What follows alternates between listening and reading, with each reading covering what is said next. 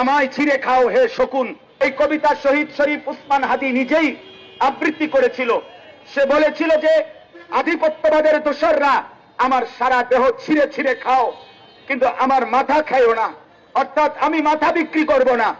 কিন্তু দুশ্মন শহীদ শরীফ উসমান হাদীর মাথায় গুলি করেছে, জীবন দিয়েছে, কিন্তু শহীদ শরীফ উসমান হাদী প্রমাণ করেছে ধ্রিম ধ্রিম বাজে গণ তুন্দুবি দামামা, হাকে ধীর শির দেগা লিহি দেগা আমামা।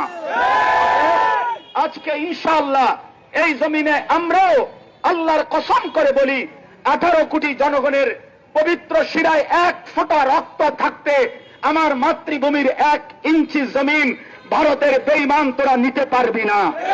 এই জমিন 1 রক্ত নয়, 1 হাদি নয়, লক্ষ কোটি হাদির রক্তের পবিত্র জমিনে প্রয়োজনে খুন ঝরবে, কিন্তু আজাদি থাকবেই থাকবে, থাকবেই থাকবে, থাকবেই